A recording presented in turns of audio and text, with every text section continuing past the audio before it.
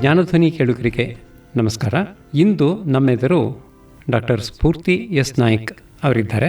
ಇವರು ಕೊಪ್ಪದ ಎಎಲ್ಎನ್ ರಾವ್ ಸ್ಮಾರಕ ಆಯುರ್ವೇದ ವೈದ್ಯಕೀಯ ಕಾಲೇಜಿನಲ್ಲಿ ವ್ಯಾಸಂಗ ಮಾಡಿದವರು. ವಿಶ್ವವಿದ್ಯಾನಿಲಯದ ಟಾಪರ್ ಆಗಿ BAMS ಪದವಿಯನ್ನು ಪಡೆದ ನಂತರ ಇವರು ಪ್ರಕೃತಿ ಆಯುರ್ವೇದ ಪ್ರತಿಷ್ಠಾನದಲ್ಲಿ 2 ವರ್ಷಗಳ ಸಂಶೋಧನಾ ವಿದ್ಯಾರ್ಥಿ ವೇತನ ಕಾರ್ಯಕ್ರಮದಲ್ಲಿ ಭಾಗಿಯಾದರು. ಇವರು ಆಯುರ್ವೇದ ಹಾರ್ಟ್ ಕೇರ್ನಲ್ಲಿ 6 ವರ್ಷಗಳ ವಿಶೇಷ ಕ್ಲಿನಿಕಲ್ ಅನುಭವವನ್ನು ಹೊಂದಿದ್ದಾರೆ. ಇವರು ಅಂಡರ್ಸ್ಟ್ಯಾಂಡಿಂಗ್ ಕಾರ್ಡಿಯಾಲಜಿ ಇನ್ ಆಯುರ್ವೇದ ಪುಸ್ತಕವನ್ನು ಬರೆದಿದ್ದಾರೆ. ಡಾಕ್ಟರ್ ಸ್ಫೂರ್ತಿ ನಾಯ್ಕ್ ಅವರು 2019ರಿಂದ ಶ್ರೀರಂಗ ಆಯುರ್ವೇದ ಚಿಕಿತ್ಸಾ ಮಂದಿರದಲ್ಲಿ ಹೃದಯ ಆರೈಕೆ ವಿಭಾಗದಲ್ಲಿ ವಿಶೇಷಜ್ಞ ಸಲಹೆಗಾರರಾಗಿ ಸೇವೆ ಸಲ್ಲಿಸ್ತಾ ಇದ್ದಾರೆ. ಹೃದಯದ ಆಯುರ್ವೇದ ಆರೈಕೆ, ಅಧಿಕ ರಕ್ತದೊತ್ತಡ ಮತ್ತು ಹೈಪೋಟೆನ್ಷನ್, ಕಾರ್ಡಿಯೋಮಯೋಪತಿ, ಏಕನಾಳದ ಕಾಯಿಲೆ, ತ್ರಿನಾಳಗಳ ಕಾಯಿಲೆ, ಕಿರೀಟ ಪರಿಧಮನೀಯ ಕಾಯಿಲೆ, ಸ್ಟೆಂಟ್ ಅಳವಡಿಕೆ, ಬೈಪಾಸ್ ನಂತರದ ಜೀವನ ಶೈಲಿ ನಿರ್ವಹಣೆಯ ಸಲಹೆ ಇವುಗಳಲ್ಲಿ ಪರಿಣತ ಅನುಭವವನ್ನು ಹೊಂದಿದ್ದಾರೆ. ದೋಷ ಧಾತು ಮಲ ಪರಿಕಲ್ಪನೆಯಲ್ಲಿ ECG, ಈಕೋ, ಲಿಪಿಡ್ ಪ್ರೊಫೈಲ್ ಮತ್ತು ಇತರ ಪರೀಕ್ಷೆಗಳನ್ನು ವ್ಯಾಖ್ಯಾನಿಸುವಲ್ಲಿ ತಜ್ಞತೆ ಹೊಂದಿದ್ದಾರೆ.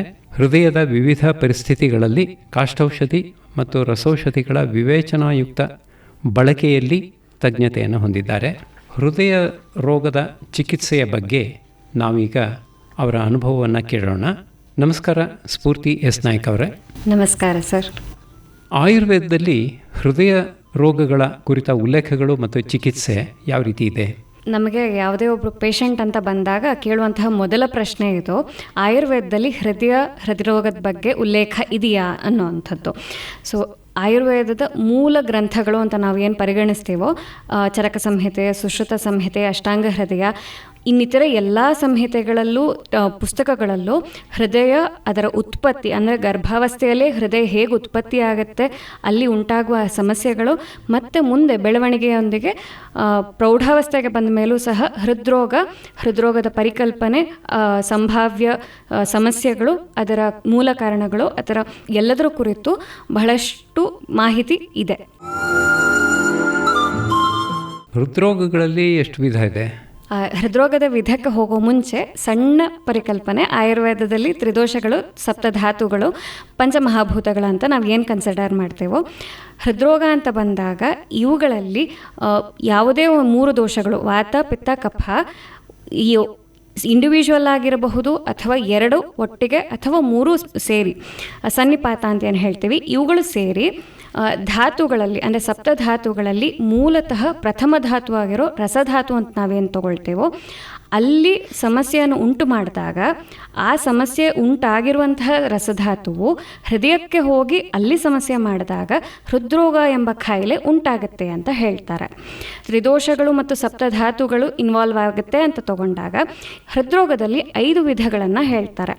ದೋಷದ ಆಧಾರಿತವಾಗಿ ವಾತಜ ಹೃದ್ರೋಗ, ಪಿತ್ತಜ ಹೃದ್ರೋಗ, ಕಫಜ ಹೃದ್ರೋಗ ಮತ್ತು ಸನ್ನಿಪಾತಜ ಹೃದ್ರೋಗ ಅಂತ ಬರುತ್ತೆ. ಸೊ ವಾತಜ, ಪಿತ್ತಜ, ಕಫಜ ಅಂದರೆ ವಾತವೇ ಪ್ರಧಾನವಾಗಿ, ಪಿತ್ತವೇ ಪ್ರಧಾನವಾಗಿ ಅಥವಾ ಕಫವೇ ಪ್ರಧಾನವಾಗಿ ಸಮಸ್ಯೆ ಉಂಟು ಮಾಡಿ ಹೃದ್ರೋಗವನ್ನು ಮಾಡುವಂಥದ್ದು.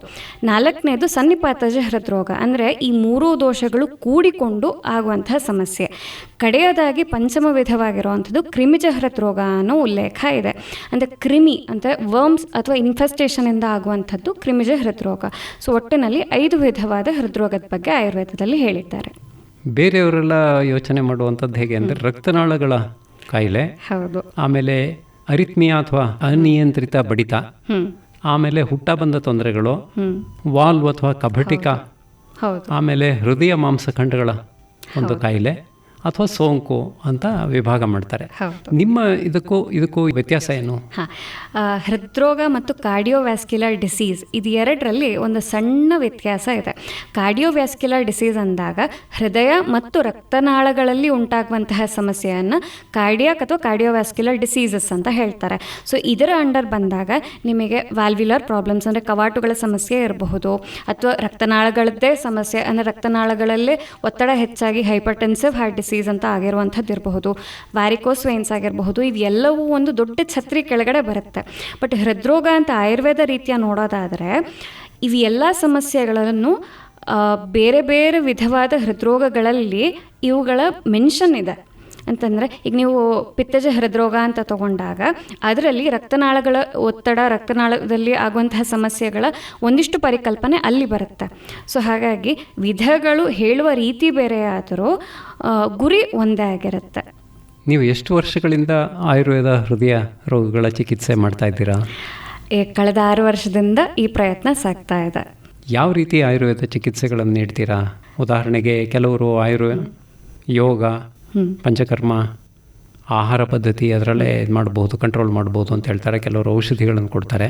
ನೀವು ಯಾವ ರೀತಿ ಚಿಕಿತ್ಸೆ ನೀಡ್ತೀರಾ? ಆಯುರ್ವೇದದ ಮೂಲ ಉದ್ದೇಶ ಅಥವಾ ಮೂಲ ಒಂದು ಐಡಿಯಾ ಅಂತ ಏನಿರೋವಂಥದ್ದು ದೇಹ ಅನ್ನುವಂಥ ಹೊಲಿಸ್ಟಿಕ್ ವ್ಯೂ.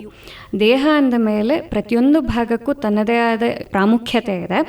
ಅದರಲ್ಲೂ ತ್ರಿಮರ್ಮಗಳು ಅನ್ನೋವಂಥ ಒಂದು ಇಂಪಾರ್ಟೆಂಟ್ ಕಾನ್ಸೆಪ್ಟ್ ಬರುತ್ತೆ. ಅದರಲ್ಲಿ ಹೃದಯ ಒಂದು ಅತ್ಯಂತ ಪ್ರಮುಖವಾದ ಅಂಗಾಂಗಗಳಲ್ಲಿ ಹೃದಯ ಒಂದು ಅಂತ ಹೇಳ್ತಾರೆ. ಸೊ ಹಾಗೆ ಬಂದಾಗ ಹೃದಯದ ಆರೋಗ್ಯ ಅಂತ ನಾವು ಯೋಚನೆ ಮಾಡಬೇಕಾದ್ರೆ ಇಡೀ ದಿನಚರಿಯನ್ನು ನಾವಿಲ್ಲಿ ಕನ್ಸಿಡರ್ ಮಾಡಬೇಕಾಗತ್ತೆ. ಆಹಾರ ಇರಬಹುದು, ವಿಹಾರಗಳಿರಬಹುದು, ಅಂದರೆ ವ್ಯಾಯಾಮ, ಓಡಾಟ, ಮಾತುಕತೆ, ಇದೆಲ್ಲದರೊಂದಿಗೆ ನಾವು ನಮ್ಮ ನಡವಳಿಕೆ, ಮಾನಸಿಕವಾಗಿ ನಾವು ಎಷ್ಟು ಸಮತೋಲನದಲ್ಲಿದ್ದೀವಿ, ಇದಕ್ಕೆ ಯೋಗ, ಧ್ಯಾನ ಎಲ್ಲವೂ ಬೇಕಾಗತ್ತೆ. ಪ್ರಾಣಾಯಾಮ ಖಂಡಿತ ಪಾರ್ಟ್ ಆ್ಯಂಡ್ ಪಾರ್ಸಲ್. ಯೋಗ, ಪ್ರಾಣಾಯಾಮ, ಧ್ಯಾನಗಳು, ಆಹಾರದಲ್ಲಿ ಪಥ್ಯ ಅನ್ನೋ ಒಂದು ಕಾನ್ಸೆಪ್ಟು, ಅದರೊಂದಿಗೆ ಔಷಧಿ ಆ್ಯಸ್ ಅ ಸಪೋರ್ಟಿವ್ ಥೆರಪಿಯಾಗಿ ಔಷಧಗಳಲ್ಲಿ ಕಾಷ್ಠೌಷಧಿಗಳಾಗಲಿ, ಅಂದರೆ ಸಸ್ಯಜನ್ಯ ಔಷಧಿಗಳಾಗಲಿ, ರಸೌಷಧಿಗಳು ಅಂದರೆ ಮಿನರಲ್ ಬೇಸ್ಡ್ ಮೆಡಿಸಿನ್ಸ್ ಅಂತೇನು ಹೇಳ್ತೀವಿ, ಇವುಗಳ ಉಪಯೋಗ ಸಹ ಇದೆ. ಇವೆಲ್ಲವನ್ನೂ ಬಿಟ್ಟು ಇನ್ನೊಂದು ಪಂಚಕರ್ಮ ಅನ್ನುವ ಚಿಕಿತ್ಸಾ ವಿಧಾನವೂ ಕೂಡ ಇದೆ. ಎಲ್ಲವನ್ನು ಉಪಯೋಗಿಸಿ ಹೃದಯದ ಆರೋಗ್ಯ, ಹೃದ್ರೋಗದ ಚಿಕಿತ್ಸೆಯನ್ನು ನಾವು ಮಾಡ್ತೀವಿ. ನಿಮ್ಮ ಚಿಕಿತ್ಸೆಗೆ ಸಂಬಂಧಪಟ್ಟ ಹಾಗೆ ಪುಸ್ತಕವನ್ನು ಕೂಡ ಬರೆದಿದ್ದೀರಾ, ಅದ್ರ ಬಗ್ಗೆ ಸ್ವಲ್ಪ ಹೇಳ್ತೀರಾ? ಪ್ರಕೃತಿ ಆಯುರ್ವೇದ ಪ್ರತಿಷ್ಠಾನದ ಅಡಿಯಲ್ಲಿ ಒಬ್ಬ ರಿಸರ್ಚ್ ಸ್ಕಾಲರ್ ಆಗಿ ಕೆಲಸ ಮಾಡುವಾಗ ಅಂಡರ್ಸ್ಟ್ಯಾಂಡಿಂಗ್ ಕಾರ್ಡಿಯಾಲಜಿ ಇನ್ ಆಯುರ್ವೇದ ಅಂತಂದರೆ ಹೃದ್ರೋಗದ ಕುರಿತು ಒಂದು ವಿಶಿಷ್ಟ ಅಧ್ಯಯನವನ್ನು ಮಾಡೋ ಪ್ರಯತ್ನ ಮಾಡಿದ್ದೀವಿ. ಸೊ ಅದನ್ನೇ ಇಂಗ್ಲೀಷ್ನಲ್ಲಿ ಒಂದು ಪುಸ್ತಕ ರೂಪೇಣ ಇವಾಗ ಪ್ರಕಟಣೆಗೆ ಸಿದ್ಧವಾಗಿದೆ. ಇನ್ನೇನು ಸ್ವಲ್ಪ ದಿನದಲ್ಲಿ ನಿಮ್ಮ ಕೈ ಸೇರಲಿದೆ. ಇದರಲ್ಲಿ ನಿಮ್ಮ ಹೃದಯ ಅಂದರೆ ಏನು, ಅದರ ಉತ್ಪತ್ತಿ ಹೇಗೆ, ಇವೆಲ್ಲಕ್ಕಿಂತ ಮುಂಚೆ ಆಯುರ್ವೇದ ಅಂದ್ರೇನು, ಆಯುರ್ವೇದ ಇತಿಹಾಸ ಏನಿದೆ, ಎಲ್ಲಿಂದ ಆಯುರ್ವೇದ ಬಂತು, ಇವತ್ತಿನ ಪರಿಸ್ಥಿತಿ ಏನಿದೆ, ಅದಕ್ಕನುಗುಣವಾಗಿ ಕಾರ್ಡಿಯೋವಾಸ್ಕ್ಯುಲರ್ ಡಿಸೀಸ್ ಯಾಕೆ ಅದನ್ನೇ ನಾವು ತೊಗೊಂಡ್ವಿ, ಹೃದ್ರೋಗವನ್ನೇ ಯಾಕೆ ತೊಗೊಂಡ್ವಿ, ಅದರ ಕಾರಣಗಳೇನು, ಮುಂದೆ ಆಗುವಂಥ ಅನಾಹುತಗಳೇನು, ಅದರೊಂದಿಗೆ ಆಯುರ್ವೇದ ಇದರಲ್ಲಿ ಏನು ಕೊಡುಗೆ ಇದೆ, ಬಹಳಷ್ಟು ಕೊಡುಗೆ ಇರೋದ್ರಿಂದ ಅದನ್ನು ಏನು ಅಂತ ಹೇಳುವಂಥ ಒಂದು ಸಣ್ಣ ಪ್ರಯತ್ನ ನಾವು ಮಾಡಿದ್ದೀವಿ ಪುಸ್ತಕ ಮುಖೇನ. ಈ ರೋಗದ ಲಕ್ಷಣ ಮತ್ತು ಕಾರಣ ಏನು? ಹೃದ್ರೋಗ ಅಂತ ಬಂದಾಗ 2 ರೀತಿಯಲ್ಲಿ ನಾನು ಮೊದಲು ಕಾರಣಗಳನ್ನು ಹೇಳ್ತೀನಿ, ನಂತರ ಲಕ್ಷಣಗಳನ್ನು ನೋಡೋಣ. ಹೃದ್ರೋಗದ ಕಾರಣಗಳು ಅಂತ ಬಂದಾಗ ನಾನು ಪ್ರಮುಖವಾಗಿ ಹೇಳುವಂಥದ್ದು ಒಂದು ಆಹಾರ ವಿಧಾನ, ಇನ್ನೊಂದು ವಿಹಾರ ಅಥವಾ ವ್ಯಾಯಾಮ ವಿಧಾನ, ಕಡೆಯದಾಗಿ ಮಾನಸಿಕ ನಿಧಾನಗಳು ಅಂತಂದರೆ ಕಾರಣಗಳು ಅಂತ ಹೇಳುವಂಥದ್ದು. ಸೊ ಆಹಾರದ ಕಾರಣಗಳು ಅಂತ ಬಂದಾಗ ಸಿಂಪಲ್ಲಾಗಿ ಹೇಳೋದು ವರಿ, ಸ್ಪೈಸಿ ಕರ್ರಿ ಎನ್ನುವಂಥ ಒಂದು ಲೈಫ್ ಸ್ಟೈಲ್, ತುಂಬ ಆತುರವಾಗಿ ತಿನ್ನುವಂಥದ್ದು. ಪಥ್ಯ ಅಥವಾ ಆಹಾರ ಅಂದ ಕೂಡಲೇ ನಾವು ಏನು ತಿನ್ನುತ್ತೀವಿ ಅನ್ನೋದಷ್ಟೇ ಅಲ್ಲ, ನಾವು ಎಷ್ಟು ತಿಂತೀವಿ, ಯಾವಾಗ ತಿಂತೀವಿ ಮತ್ತು ಹೇಗೆ ಊಟವನ್ನು ಮಾಡ್ತೀವಿ, ಆಹಾರ ಸೇವನೆ ಮಾಡ್ತೀವಿ ಅನ್ನೋದು ತುಂಬ ಮುಖ್ಯವಾಗುತ್ತೆ. ಸೊ ಏನು ಆಹಾರ, ಎಷ್ಟರ ಮಟ್ಟಿಗೆ, ಬಹಳಷ್ಟು ಬಾರಿ ನಾವು ಸಮಯದ ಅವಕಾಶ ಇರಲ್ಲ, ತುಂಬ ಅರ್ಜೆಂಟಾಗಿ ಊಟ ಮಾಡುವಂಥದ್ದು ಇರಬಹುದು.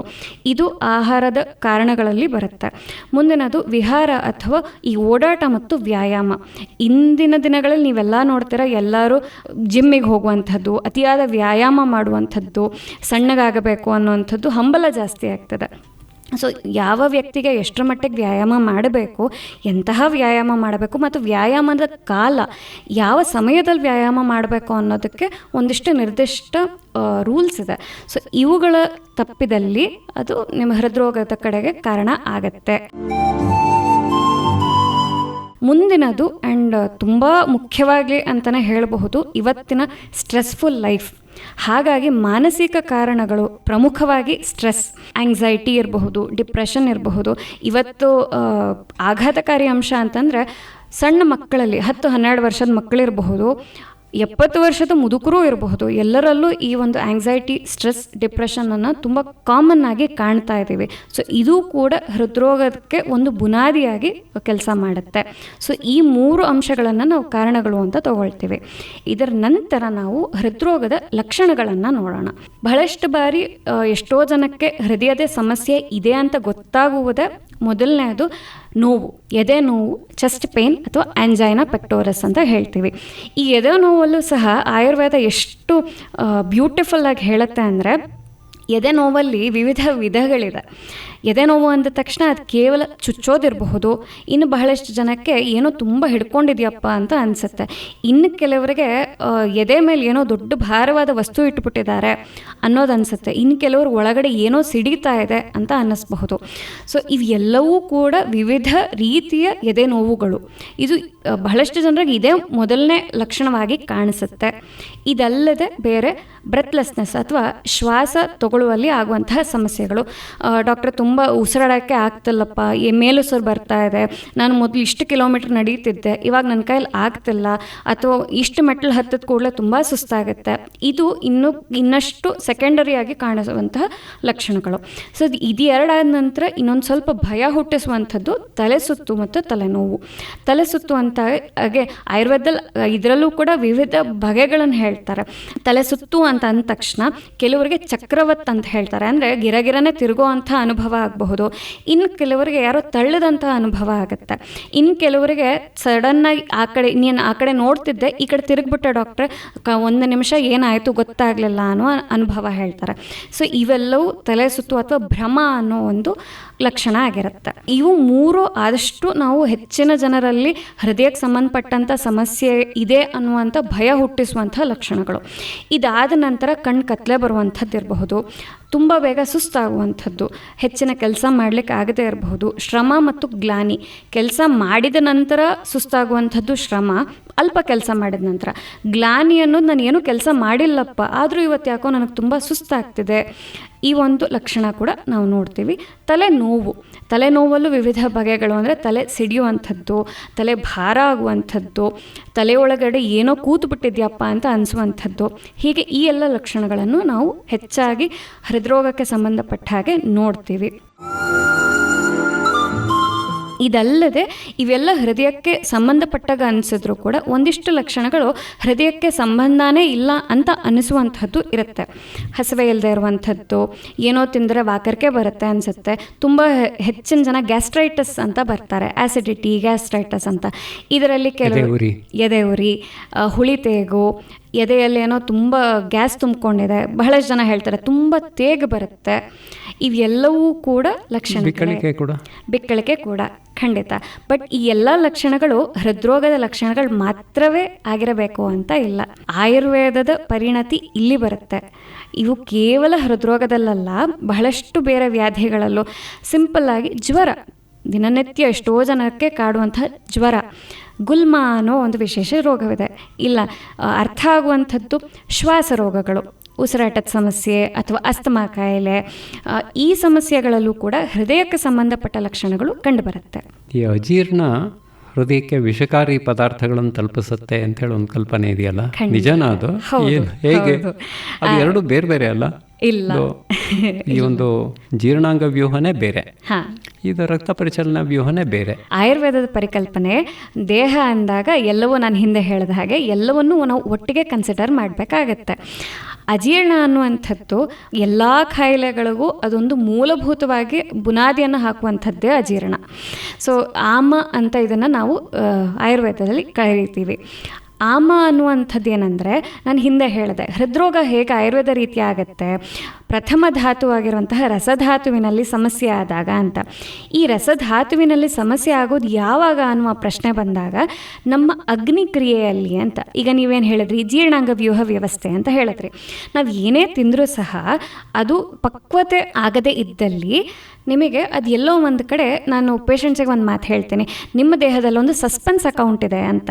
ನಾವು ಏನೇ ತಿಂದಿದ್ದು ಅದು ಸರಿಯಾಗಿ ಪಚನಕ್ರಿಯೆಗೆ ಒಳಗಾಗದೇ ಇದ್ದಲ್ಲಿ ದೇಹ ಅದನ್ನು ವೇಸ್ಟ್ ಅಂತ ಕನ್ಸಿಡರ್ ಮಾಡಿ ಆಚೆ ಹಾಕುತ್ತೆ.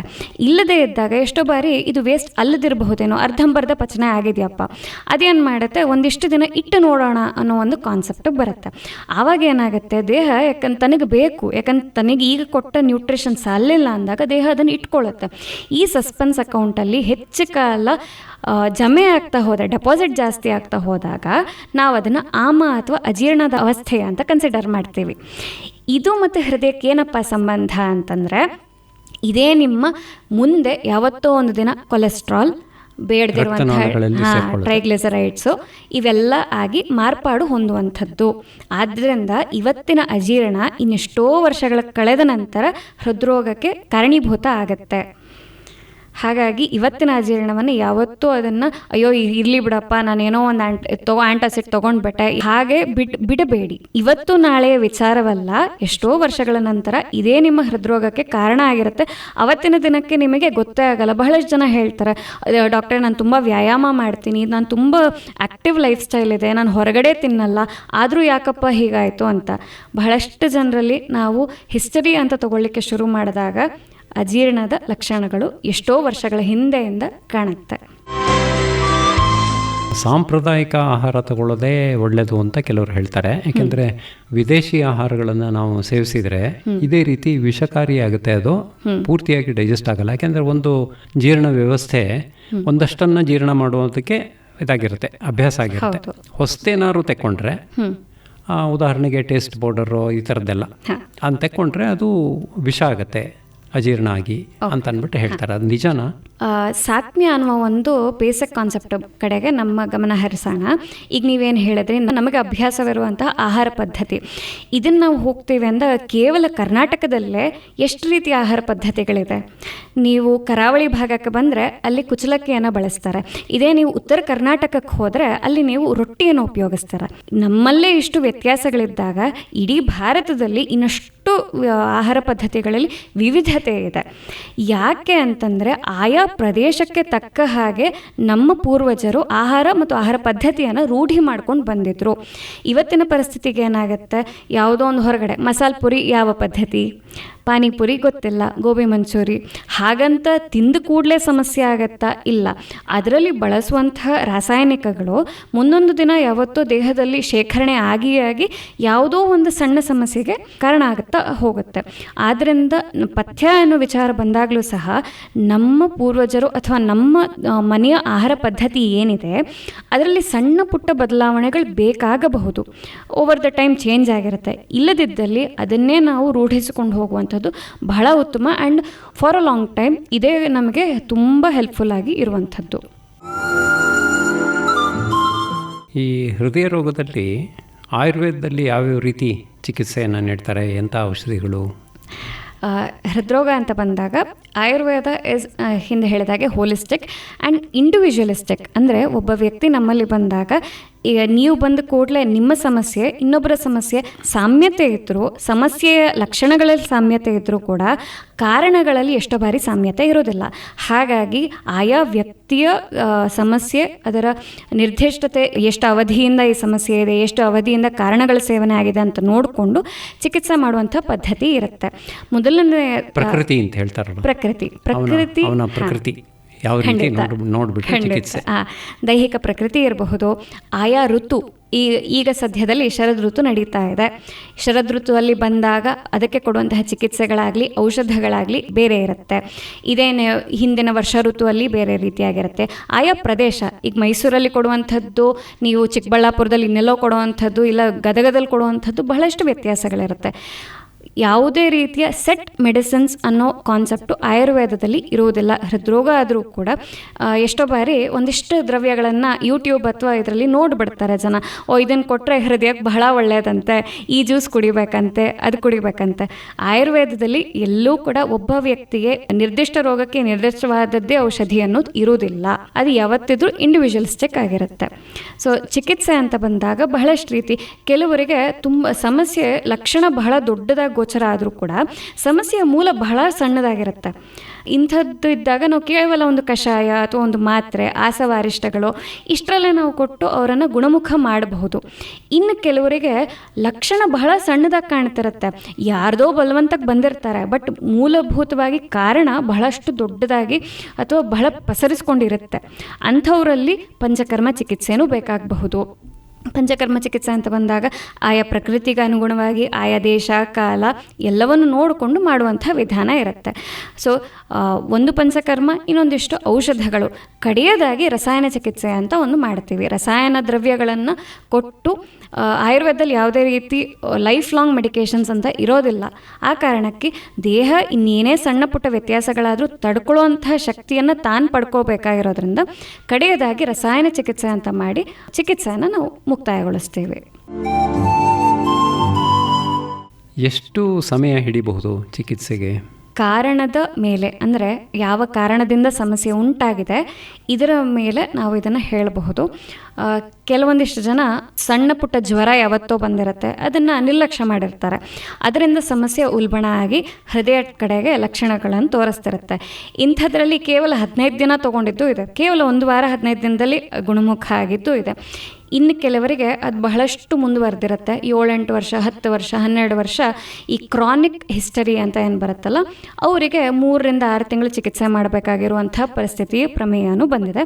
ಇನ್ನು ಬಹಳಷ್ಟು ಜನಕ್ಕೆ ಮಧ್ಯದಲ್ಲಿ ಅಪಥ್ಯ ಮಾಡ್ತಾರೆ, ಔಷಧಿಗಳನ್ನು ಏನೋ ಮಾಡ್ತಾರೆ, ಆವಾಗ 2 ವರ್ಷದ ತನಕ ಹೋಗಿದ್ದು ಇದೆ. ಬಟ್ ತದನಂತರ ಯಾವುದೇ ಔಷಧಿಗಳ ಲೈಫ್ ಲಾಂಗ್ ಮೆಡಿಸಿನ್ಸ್ ಅನ್ನುವ ಕಾನ್ಸೆಪ್ಟ್ ಇಲ್ಲ ಆಯುರ್ವೇದದಲ್ಲಿ. ನಿಮ್ಮ ಚಿಕಿತ್ಸೆ ಪರಿಣಾಮ ಎಷ್ಟು ದಿನ ಉಳಿಯುತ್ತೆ? ಚಿಕಿತ್ಸೆ ಫಲಕಾರಿಯಾಗಿ ಕರೆಕ್ಟಾಗಿ ಮಾಡಿದ ನಂತರ ಯಾವುದೇ ರೀತಿಯ ಸಮಸ್ಯೆಗಳು ಪುನಃ ಉದ್ಭವ ಆಗಬಾರದು. ಇದು ನಮ್ಮ ಚಿಕಿತ್ಸೆಯ ಸಿದ್ಧಾಂತ, ಇದೇ ನಮ್ಮ ಚಿಕಿತ್ಸೆಯ ಗುರಿ. ಆದ್ದರಿಂದ ಡಯಾಗ್ನೋಸಿಸ್ ಅಂತ ನಾವೇನು ಮಾಡಬೇಕೋ ಅದನ್ನು ಕರೆಕ್ಟಾಗಿ ಮಾಡಿಕೊಂಡು ಮುಂದುವರೆದಾಗ ಯಾವುದೇ ರೀತಿ ಮತ್ತೆ ಹೃದಯಕ್ಕೆ ಸಂಬಂಧಪಟ್ಟ ಸಮಸ್ಯೆಗಳು ಬರೋದಿಲ್ಲ. ಒಂದಿಷ್ಟು ಪೇಷಂಟ್ಸ್ ಇದ್ದಾರೆ, ಅವರು ಎಷ್ಟೋ ಸಲ ಸಣ್ಣ ವಯಸ್ಸಿಗೆ ಹೈಪರ್ ಟೆನ್ಷನ್ ಅಂತ ಡಯಾಗ್ನೋಸ್ ಆಗಿ ಬರ್ತಾರೆ. ಅವರ ಸಮಸ್ಯೆಯ ಮೂಲ ಜಾಡು ಹಿಡಿದು ಹೋದಾಗ ನಮಗೆ ಸಿಕ್ಕಿದೊಂದಿಷ್ಟು ನಿರ್ದಿಷ್ಟ ಕಾರಣಗಳು, ಅದನ್ನು ನಾವು ಅವರಿಗೆ ಮನವರಿಕೆ ಮಾಡಿಕೊಟ್ಟು ಇದನ್ನು ಮಾಡಬೇಡ್ರಪ್ಪ, ಇದರಿಂದ ಈ ಥರ ಆಗುತ್ತೆ ಅಂತ ಹೇಳಿ ಚಿಕಿತ್ಸೆಯ ಮೊದಲನೇ ಹೆಜ್ಜೆನೇ ನಿಧಾನ ಪರಿವರ್ಜನ, ಅಂದರೆ ಕಾರಣಗಳಿಂದ ನಾವು ಆಚೆ ಬರುವಂಥದ್ದು ಇದೆಯಲ್ಲ ಅದು. ಸೊ ಅದನ್ನು ಮಾಡಿದ ನಂತರನೇ ಮಾಡಿರುವಂತಹ ಚಿಕಿತ್ಸೆಗಳಿಂದ ಇಷ್ಟು ವರ್ಷ ಯಾವುದೇ ಔಷಧಿಗಳಿಲ್ಲದೆ ಸೈಕ್ಲಿಂಗ್ ಮಾಡಿಕೊಂಡು ಫುಟ್ಬಾಲ್ ಆಡಿಕೊಂಡು ಎಲ್ಲ ಆರಾಮಕ್ಕೆ ಇರುವಂಥ ನಿದರ್ಶನಗಳಿವೆ. ಚಿಕಿತ್ಸೆ ಸಮಯದಲ್ಲಿ ಪಥ್ಯ ಅಂತ ಹೇಳಿದ್ರಿ, ಚಿಕಿತ್ಸೆ ಸಮಯದಲ್ಲಿ ಏನು ತಿನ್ನಬೇಕು ಅಂತ, ಮತ್ತು ಉಳಿದಂತೆ ಏನೇನು ಜೀವನ ಶೈಲಿಯಲ್ಲಿ ಏನು ಬದಲಾವಣೆ ಮಾಡ್ಕೋಬೇಕಾಗುತ್ತೆ? ಆಯುರ್ವೇದ ಡಾಕ್ಟ್ರು ಅಂತ ಬಂದಾಗ ಮೊಟ್ಟ ಮೊದಲ ಅಕ್ಯೂಸೇಷನ್ ಬರೋದೆ, ತುಂಬ ಪಥ್ಯ ಹೇಳ್ತೀರಪ್ಪ ನೀವು, ಅದು ತಿನ್ನಬೇಡಿ ಇದು ತಿನ್ನಬೇಡಿ ಅಂತೀರಾ ಅಂತ. ನನ್ನ ಬಳಿಗೆ ಬರುವಂಥ ಪೇಷಂಟ್ಸಿಗೆ ನಾನು ಹೇಳುವಂಥ ಕಿವಿ ಮಾತು ಒಂದೇ, ಪಥ್ಯ ಅಂದ ಕೂಡಲೇ ಹೆದರಿ ಓಡಬೇಕಾಗಿಲ್ಲ. ಪಥ್ಯ ಅಂತಲೇ ನಿಮ್ಮ ದೇಹಕ್ಕೆ ಏನು ಒಗ್ಗುತ್ತೋ ಅದೇ ಪಥ್ಯ. ಅದು ಆಹಾರ ಆಗಿರಬಹುದು ಅಥವಾ ವ್ಯಾಯಾಮ ಆಗಿರಬಹುದು, ಮಾನಸಿಕ ಕಾರಣಗಳಾಗಿರಬಹುದು, ನಿಮ್ಮ ದೇಹಕ್ಕೆ ಒಗ್ಗುವಂಥದ್ದೇ ಪಥ್ಯ. ಅಂದರೆ ಔಷಧಿ ತೆಗೆದುಕೊಳ್ಳುವಾಗ ಮಾತ್ರ ಅಲ್ಲ, ಇಲ್ಲ ಯಾವಾಗಲೂ ಅಷ್ಟೇ. ಉತ್ತರ ಕರ್ನಾಟಕದವರಿಗೆ ನೀವು ಜೋಳದ ರೊಟ್ಟಿ ತಿನ್ನಬೇಡಿ, ನೀವು ಅನ್ನನೇ ತಿನ್ಬಿಡಿ ಅಂತ ಹೇಳಿದ್ರೆ ಅದು ಪಥ್ಯ ಆಗಲ್ಲ. ಅದೇ ಒಬ್ಬ ಉತ್ತರ ಭಾರತದವರಿಗೆ ಚಪಾತಿ ತಿನ್ಬೇಡ್ರಪ್ಪ, ಗೋಧಿ ಉಪಯೋಗಿಸ್ಬೇಡಿ ಅಂದರೆ ಅದು ಪಥ್ಯ ಆಗಲ್ಲ. ಪಥ್ಯ ಅನ್ನುವಂಥದ್ದು ಇಟ್ ಇಸ್ ಇಂಡಿವಿಜುವಲಿಸ್ಟಿಕ್. ಹಾಗಾಗಿ ಆಹಾರ ಕ್ರಮದಲ್ಲಿ ಒಂದಿಷ್ಟು ಜನರಲ್ ಪಾಯಿಂಟರ್ಸ್ ಅಂತ ಹೇಳೋದಾದರೆ, ದಿನಚರಿಯಲ್ಲಿ ಹಸಿವಿಲ್ಲದೆ ಊಟ ಮಾಡದಿರುವಂಥದ್ದು ಪಥ್ಯ. ಅಂದರೆ ಹಸಿವಿದ್ದಾಗ ಊಟ ಮಾಡುವುದು ಪಥ್ಯ, ಬಾಯಾರಿಕಿದ್ದಾಗ ನೀರು ಕುಡಿಯುವುದು ಪಥ್ಯ, ನಿದ್ದೆ ರಾತ್ರಿ ಬೇಗ ಮಾಡುವಂಥದ್ದು ಪಥ್ಯ, ಬೆಳಗ್ಗೆ ಬೇಗ ಏಳುವಂಥದ್ದು ಪಥ್ಯ. ಬಹಳಷ್ಟು ಬಾರಿ ಅಯ್ಯೋ ನಾನು 4 ಲೀಟ್ರ್ ನೀರು ಕುಡಿದೆ, 5 ಲೀಟ್ರ್ ಕುಡಿದೆ ಆಯುರ್ವೇದದಲ್ಲಿ ಹೇಳಿದ್ದಾರೆ. ಆಯುರ್ವೇದದಲ್ಲಿ ಹೇಳಿರುವಂಥದ್ದು ಬಾಯಾರಿಕೆಗೆ ತಕ್ಕ ಹಾಗೆ ನೀರು. ಅಂದರೆ ಈಗ ಒಂದಿಷ್ಟು ಟೆಂಪರೇಚರ್ ಚೇಂಜಸ್ ಆಗುತ್ತೆ, ಋತುಗಳು ಚೇಂಜ್ ಆದ ಹಾಗೆ ವಾತಾವರಣ ಬದಲಾಗುತ್ತೆ, ವಾತಾವರಣಕ್ಕೆ ಅನುಗುಣವಾಗಿ ನಮ್ಮ ದೇಹದಲ್ಲಿ ಬದಲಾವಣೆಗಳಾಗುತ್ತೆ. ಆಗ ದೇಹಕ್ಕೆ ಬೇಕಿರುವುದನ್ನು ದೇಹ ಕೇಳಿ ಪಡೆಯುತ್ತೆ.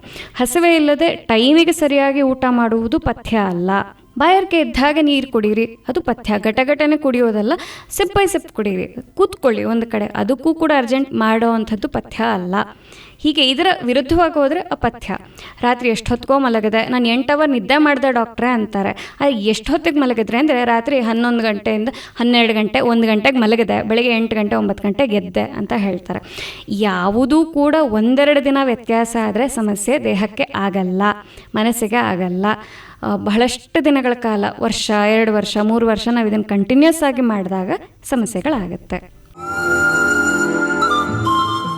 ಜೀವನ ಶೈಲಿ ಬದಲಾವಣೆ ಏನು ಮಾಡಬೇಕು ಚಿಕಿತ್ಸೆ ಸಮಯದಲ್ಲಿ? ಚಿಕಿತ್ಸೆಯ ಸಮಯದಲ್ಲಿ 2 ರೀತಿಯಾಗಿ ಹೇಳಬಹುದು. ಕೇವಲ ಔಷಧೋಪಚಾರದಲ್ಲಿದ್ದಾಗ, ಪಂಚಕರ್ಮದಲ್ಲಿದ್ದಾಗ. ಔಷಧೋಪಚಾರದಲ್ಲಿದ್ದಾಗ ನಾನು ಹೇಳುವಂಥದ್ದು ಒಂದಿಷ್ಟು ಪಥ್ಯಗಳಂತಂದರೆ, ಈಗ ನಾನೇನು ಹೇಳಿದೆ, ತಮ್ಮ ದೇಹಕ್ಕೆ ತಮ್ಮ ದೇಶಕ್ಕೆ ಕಾಲಕ್ಕೆ ಅನುಗುಣವಾಗಿ ಆಹಾರ ಸೇವನೆ, ನಿಯಮಿತ ವ್ಯಾಯಾಮ ಮತ್ತು ಮನೋವೇಗಗಳು ಅಂತಂದರೆ ತೀರ ಕೋಪ ಮಾಡದಿರುವಂಥದ್ದು, ತೀರ ಲೋಭ ಲಾಲಸೆಗೆ ಒಳಗಾಗದಿರುವಂಥದ್ದು, ಇವುಗಳೆಲ್ಲ ಪಥ್ಯ ಆಗುತ್ತೆ. ಔಷಧೋಪಚಾರ ಅಲ್ಲದೆ ಪಂಚಕರ್ಮದ ಸಮಯದಲ್ಲಿ ನಿರ್ದಿಷ್ಟವಾದ ಪಂಚಕರ್ಮಗಳಿಗೆ ನಿರ್ದಿಷ್ಟವಾದ ರೂಲ್ಸ್ ಇದೆ. ಪಂಚಕರ್ಮಗಳು ಅಂತಂದಾಗ ವಮನ, ವಿರೇಚನ, ನಸ್ಯ, ಬಸ್ತಿ, ರಕ್ತಮೋಕ್ಷಣ ಅಂತ 5 ವಿಧವಾಗಿ ಹೇಳುವಾಗ ಅದಕ್ಕೆ ಆದ ರೂಲ್ಸ್ಗಳು, ಅದನ್ನು ಫಾಲೋ ಮಾಡಬೇಕಾಗಿ ಬರುತ್ತೆ. ಈ ರೋಗದಿಂದ ಉಂಟಾಗುವಂಥ ಇನ್ನಿತರ ತೊಂದರೆಗಳು ಯಾವುದು? ಸಂಭಾವ್ಯ ತೊಂದರೆಗಳು ಇದನ್ನು 2 ರೀತಿಯಾಗಿ ಹೇಳ್ತೀನಿ. ಎಷ್ಟೋ ಜನಕ್ಕೆ ಬೇರೆ ಯಾವುದೋ ಮೂಲ ಸಮಸ್ಯೆ ಇರುತ್ತೆ, ಅದು ಹೃದ್ರೋಗವಾಗಿ ಮಾರ್ಪಾಡಾಗತ್ತೆ ಅಥವಾ ಹೃದಯಕ್ಕೆ ರಿಲೇಟೆಡ್ ಆಗಿರುವಂಥ ಲಕ್ಷಣಗಳು ಬರುತ್ತೆ. ಹಿಂದೆ ಹೇಳಿದ ಹಾಗೆ ಒಂದು ಸಿಂಪಲ್ ಆಗಿರುವಂಥ ಒಂದು ಕೇಸ್ ಹೇಳ್ತೀನಿ. ಒಬ್ಬ ವ್ಯಕ್ತಿಗೆ ಒಂದು ಸುಮಾರು 50-54 ವರ್ಷದ ವ್ಯಕ್ತಿ, ಅವರಿಗೆ ಈ ಹೈಪೋಟೆನ್ಷನ್ ಅಂದರೆ ಎಲ್ರಿಗೂ BP ಹೆಚ್ಚಾದರೆ ಇವ್ರಿಗೆ BP ತುಂಬ ಕಡಿಮೆ ಆಗುತ್ತೆ ಅನ್ನೋ ಸಮಸ್ಯೆ ಇತ್ತು. ಸರಿ, ನಾವು ಜಾಡ್ ಹಿಡಿದು ಹೊರಟ್ವಿ. ತುಂಬ ಒಳ್ಳೆ ಪಥ್ಯದಲ್ಲಿರುವಂಥ ವ್ಯಕ್ತಿ, ಯಾವುದೂ ಅತಿರೇಕವಾಗಿ ವರ್ತಿಸದೇ ಇರುವಂಥ ವ್ಯಕ್ತಿ ಏನಪ್ಪ ಇರುತ್ತೆ ಅಂತ ಹೋದಾಗ ಹೊರಗಡೆ ಊಟ ತಿಂಡಿ ಮಾಡಲ್ಲ ಅಂದಾಗ 2 ವರ್ಷಗಳ ಹಿಂದೆ ಒಂದು ಸಲ ಚಿಕುನ್ಗುನ್ಯಾ ಆಗಿತ್ತು, 1 ವರ್ಷದ ಹಿಂದೆ ಡೆಂಗ್ಯೂ ಆಗಿತ್ತು. ಈ ಜ್ವರಗಳಾದ ಸಂದರ್ಭದಲ್ಲಿ ಅವರು ಒಂದಿಷ್ಟು ಪಥ್ಯ ಮಾಡದೆ ಹೋಗಿದ್ದದ್ದು ಒಂದು ಕಾರಣವಾಗಿತ್ತು. ಇದಿಷ್ಟು ಬಿಟ್ಟು ಬೇರೆ ಯಾವ ಕಾರಣಗಳು ಇಲ್ಲದೆ ಇದ್ದದ್ರಿಂದ ನಾವು ಜ್ವರ ಅಂತ ತಗೊಂಡೆ ಅದಕ್ಕೆ ಚಿಕಿತ್ಸೆ ಮಾಡಿದ್ದು. ಆ್ಯಂಡ್ ಅವರಿಗೆ ಅದು ಗುಣಮುಖ ಆದರು, ಅಂದರೆ ಅವರ ಬ್ಲಡ್ ಪ್ರೆಷರ್ ಅನ್ನೋದು ನಾರ್ಮಲ್ಲಿಗೆ ಬಂತು. ಇದು ಒಂದು ರೀತಿ. ಅವರಿಗೆ 100/60, 100/50 ಅಂದರೆ ಡಯಾಸ್ಟೋಲಿಕ್ ಪ್ರೆಷರು 40, 50, 60ರಲ್ಲೇ ಇರ್ತಿತ್ತು ಅವ್ರಿಗೆ, ತೀರಾ ಕಡಿಮೆಯಲ್ಲೇ ಇರ್ತಿತ್ತು. ಸಿಸ್ಟೋಲಿಕ್ ಪ್ರೆಷರ್ ಎಲ್ಲೋ 100, 90 ಹೀಗೆ ಇರ್ತಿತ್ತು. ಆನ್ ಅನ್ ಆವ್ರೇಜ್ 100/60 ಅಂತ ಹೇಳಬಹುದು, ಬಟ್ ಅದಕ್ಕಿಂತ ಕಡಿಮೆನೇ ಇರ್ತಾ ಇತ್ತು. ಸೊ ಹೈಪೋಟೆನ್ಸಿವ್ ಅಂತ ತೊಗೊಳ್ತಿತ್ತು. ಇದು ಒಂದು ಕೇಸಲ್ಲಿ. ಸೊ ಜ್ವರ ಎಷ್ಟೋ ದಿನಗಳ ನಂತರ ಅದು ಕರೆಕ್ಟಾಗಿ ಚಿಕಿತ್ಸೆ ಆಗದಿದ್ದ ಕಾರಣ ಅದು ಹೃದಯಕ್ಕೆ ಸಂಬಂಧಪಟ್ಟ ಒಂದಿಷ್ಟು ಲಕ್ಷಣಗಳನ್ನು ತೋರಿಸ್ತಿತ್ತು. ಬಟ್ ಅದು ಜ್ವರವಾಗೇ ನಾವು ಜ್ವರ ಚಿಕಿತ್ಸೆನೇ ಮಾಡಿ ಅದು ಅವರು ಗುಣಮುಖ ಆದರು. ಹೃದ್ರೋಗದಿಂದ ಏನು ಸಮಸ್ಯೆ ಆಗುತ್ತೆ ಅಂತ ಹೇಳಿದ್ರಿ. ಎಷ್ಟೋ ಬಾರಿ ಈ ಆ್ಯಸಿಡಿಟಿ ಅಂತ ಹೇಳಿ, ಆ್ಯಸಿಡಿಟಿ ಅಂತ ನಮಗೆ ಅನ್ನಿಸ್ತಿರುತ್ತೆ, ಬಟ್ ಲಾಕ್ಷಣಿಕವಾಗಿ ಅದು ಹೃದಯಕ್ಕೆ ಸಂಬಂಧಪಟ್ಟಾಗಿರುತ್ತೆ. ಅದನ್ನು ಬಹಳಷ್ಟು ಜನ ಏನು ಮಾಡ್ತಾರೆ, ಇರಲಿ ಬಿಡು ಇದಿನ್ನು ಏನಂತೆ. ಈ ಸಣ್ಣ ವಯಸ್ಸಿನವರಲ್ಲಿ ಇದು ತುಂಬ ಕಾಮನ್ ಆಗಿ ನೋಡುವಂಥದ್ದು. 18 ವರ್ಷದ ಒಂದು ಹುಡುಗಿ ನನ್ನಲ್ಲಿ ಬಂದಿದ್ಲು. ಆಕೆಯದ್ದು ಕಾರಣ ಅಥವಾ ಲಕ್ಷಣಗಳು ಏನಂತಂದರೆ ತಲೆ ಸುತ್ತು ಬರುತ್ತೆ, ತುಂಬ ತಲೆ ಸುತ್ತು ಬರುತ್ತೆ, ಸುಸ್ತಾಗ್ಬಿಡ್ತೀನಿ, ನಾನು ಕಾಲೇಜಿಗೆ ಹೋಗಲ್ಲ, ನನಗೆ ಓದೋಕ್ಕಾಗಲ್ಲ, ಏನೇ ಓದಿದ್ರು ನೆನಪಿರಲ್ಲ, ತಡವರಿಸ್ತೀನಿ ಮಾತಾಡಬೇಕಾದ್ರೆ ಅನ್ನೋದು. ಪೇರೆಂಟ್ಸಲ್ಲೆಲ್ಲ ಸಣ್ಣ ವಯಸ್ಸು, ಏನೋ ಅಯ್ಯೋ ಓದೋದಕ್ಕೆ ಹಿಂಜರಿತೆ ಅಥವಾ ಹೆದರಿಕೆ ಅಂತ ಇತ್ತು. ಬಟ್ ನೋಡಿದಾಗ ಆ ಹುಡುಗಿ ಬಹಳಷ್ಟು ಊಟವನ್ನು ಮಾಡದೇ ಇರುವಂಥದ್ದು ಇತ್ತು. ಹಾಗಾಗಿ ಹೃದಯಕ್ಕೆ ಸಂಬಂಧಪಟ್ಟ ಸಮಸ್ಯೆಗಳು ತುಂಬ ಸಣ್ಣ ವಯಸ್ಸಲ್ಲಿ ಕಾಣಿಸಿತ್ತು. ಆದರೂ ಕೂಡ ಅದನ್ನು ನಾವು ಡಯಾಗ್ನೋಸ್ ಅಂತ ಮಾಡಲಿಕ್ಕೆ ಹೊರಟಾಗ ಪಾಂಡುರೋಗ ಅಂತ ಆಯುರ್ವೇದದಲ್ಲಿ ಏನು ಹೇಳಿದಾರೋ ಅದು ಅನ್ನುವಂಥದ್ದು ಒಂದು ಡಯಾಗ್ನೋಸಿಸಿಗೆ ಬಂದು ಅದಕ್ಕೆ ಚಿಕಿತ್ಸೆ ಕೊಟ್ಟ ಮೇಲೆ 2 ತಿಂಗಳಲ್ಲಿ ಆರಾಮಾಗಿ ಇವತ್ತು ಎಲ್ಲ ಸ್ಪೋರ್ಟ್ಸ್ ಆ್ಯಕ್ಟಿವಿಟೀಸಲ್ಲಿ ತಾನು ಭಾಗವಹಿಸಿ ಆರಾಮಾಗಿದ್ದಾಳೆ. ಅನಾಹುತ ಏನಾಗ್ತಿತ್ತಂದರೆ ಆಕೆ ಇದನ್ನು ಅಯ್ಯೋ ಬಿಡು ಐರನ್ ಟ್ಯಾಬ್ಲೆಟ್ಸ್ ತೊಗೊಂಡ್ರೆ ಸಾಕಾಗತ್ತೆ ಅನ್ನೋದು ಹೋಗಿದ್ದಿದ್ರೆ ಎಲ್ಲೋ ಒಂದು ಕಡೆ ಸಣ್ಣ ವಯಸ್ಸಿನಲ್ಲೇ ನಾವು ಪೇಪರಲ್ಲೋ ಟಿ ವಿಲೋ ಕೇಳ್ತೀವಿ ಹೃದಯಾಘಾತ ಆಯಿತು ಸಣ್ಣ ವಯಸ್ಸಿಗೆ ಅಂತ. ಈ ಅನಾಹುತಗಳು ಸಂಭವಿಸುವಂಥ ಚಾನ್ಸಸ್ ಜಾಸ್ತಿ ಇರುತ್ತೆ. ಗಂಡು ಮಕ್ಕಳಲ್ಲಿ ಅತಿ ವ್ಯಾಯಾಮ, ಜಿಮ್ ಮಾಡುವಂಥದ್ದು, ಅವ್ರಿಗೆ ಬೇಕೋ ಬೇಡವೋ ಅಥವಾ ಓದ್ಲಿಕ್ಕೆ ಟೈಮ್ ಇರಲ್ಲ, ಅದು ಬಿಟ್ಟು ಎಷ್ಟೊತ್ತೋ ರಾತ್ರಿ 11 ಗಂಟೆಗೆ ಜಿಮ್ ಮಾಡುವಂಥದ್ದು, ಇದೆಲ್ಲ ಮಾಡಿದ್ರಿಂದ ತುಂಬ ಸಣ್ಣ ವಯಸ್ಸಿಗೆ ಹೃದಯಾಘಾತದ ಸಮಸ್ಯೆಗಳು ಕಂಡುಬರುತ್ತೆ.